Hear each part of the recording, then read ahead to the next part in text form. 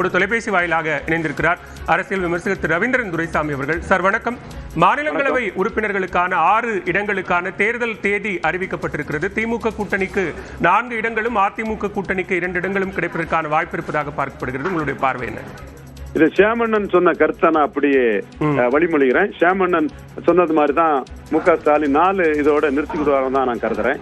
அப்படி 4 இதோட நிறுத்திக்கிடுவான்னு சொல்லும் போது திமுக அணிக்கு 4 இடங்களும் அதிமுக அணிக்கு 2 இடங்களும் கிடைக்கும். இதுல அதிமுக அணியில கூட்டணியில இருந்தது பிரேமலதா அம்மையார் அவர்களுடைய தேமுதிக அதிமுகவுக்கு பெரிய அளவுல கேப்டன் விஜயகாந்த் சிம்பதி ஓட்டை கான்ட்ரிபியூட் பண்ணிருக்குது. செக்ஷன் வைஸ் நம்ம பல பார்லிமெண்ட் தொகுதிகளோட செக்மெண்ட்ஸ் ஆராய்ந்து பார்த்தா தேமுதிகவோட கான்ட்ரிபியூஷன் தென் மாவட்டங்கள்ல மட்டுமில்ல வட மாவட்டங்கள்ல அதிமுக லீட் எடுத்த தொகுதிகள் ஒரு 8 தொகுதிகள் தான் நினைக்கிறேன். அந்த 8 தொகுதிகள்ல தேமுதிகவின் பங்களிப்பு அசாத்தியமானதுங்கிறது தெரிய வரும். அந்த வகையில அவங்களுக்கு ஒரு அக்ரிமெண்ட் இருப்பதாட்டு சுதீஷ் அவர்கள் தெளிவா கூறியிருந்தாங்க. பிரேமலதா அம்மையாரும் ராஜ்சபா எங்களோட உரிமைன்னு கேட்டிருந்தாங்க.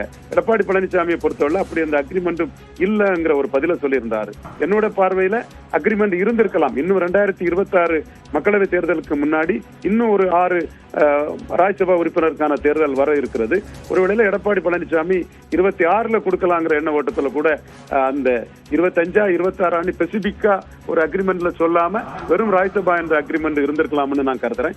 அந்த வகையில இன்னைக்கு மீண்டும் தேமுதிக இதை பிரஷரைஸ் பண்ண வாய்ப்பு இருக்குது. பாமக பொறுத்தளவுல அவங்க பாஜக கூட்டணியில இருந்தாங்க. அவங்க நாளைக்கு கூட்டணியை முடிவு பண்ணும்போது அடுத்த ஒரு ராஜ்சபா வரும்போது அதுல ஒரு எதிர்பார்ப்ப அதிமுக மீது அன்புமணி போன்றவர்கள் வைக்கலாம். ஆனா டாக்டர் ராமதாஸை பொறுத்தளவுல ராஜ்சபா வாங்கி இன்னைக்குள்ள யாருக்கு மெஜாரிட்டி இல்லாத ஒரு மத்திய அமைச்சரவையில ஒரு ராஜ்சபா வாங்கி எந்த பிரயோஜனமும் இல்ல. லோக்சபா 2029ல ஜெயித்தாதான் மத்திய அமைச்சர்கள் மீண்டும் ஆட்சியில இருந்த அதிகாரத்தில் இருந்த பாமக அதிகார மையத்துக்கு வர முடியும். அதற்கு இங்கு எம்எல்ஏக்கள் ஜெயிக்கக்கூடிய அளவுக்கு ஒரு கூட்டணி வேணுங்கிற ஒரு தன்மையில தான் டாக்டர் ராமதாஸ் போகிறார். இந்த சூழ்நிலையை பார்க்கும்போது அதிமுக அணிக்கு 2 ராஜ்சபாக்கள், திமுகவுக்கு 4 ராஜ்சபாக்கள் என்று எந்த போட்டியும் இல்லாத ஒரு தன்மை தான் வரும் நான் கருதுறேன். 26 சட்டமன்ற தேர்தலை கருத்தில் கொண்டு பாமக இந்த விவகாரத்துல முடிவெடுக்கும் அப்படின்னா அதுவும் கூட கூட்டணி பேச்சுவார்த்தைக்கு ஒரு டிமாண்டா மாறும் அப்படின்னு எதிர்பார்க்கலாமா? அது 26 சட்டமன்ற தேர்தலுக்கு முன்னு நடக்கக்கூடிய ராஜ்சபா தேர்தல தான் அது தொடர்பான விஷயங்கள் வரும். இப்பவே இந்த விஷயங்களை சொன்னீங்கன்னா நீங்க நம்ம எல்லாமே பார்த்திருக்கோம். இந்திரா காந்தி அம்மையார் சஞ்சீவ் ரெட்டியை ப்ரப்போஸ் பண்ணாங்க. தன்னோட பொலிட்டிக்கல் சர்வைவலுக்காக விவி கிரிய கேண்டிடேட்டா போட்டு ஜெயிக்க வச்சு அவங்க பெரிய தலைவரா எமர்ஜ் ஆனாங்க. சோ இப்பவே ராஜ்சபா கொடுத்தா 26ல டாக்டர் ராமதாஸ் என்ன செய்வாருங்கிற எண்ண ஓட்டங்கள் எல்லாம் எடப்பாடிக்கு வருவதற்கு வாய்ப்பு இருக்குது.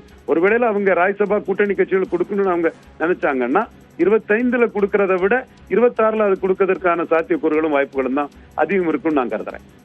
மிக்க நன்றி திரு ரவீந்திரன் துரைசாமி. இணைப்பில் கருத்துக்களை பகிர்ந்து கொண்டமைக்கு.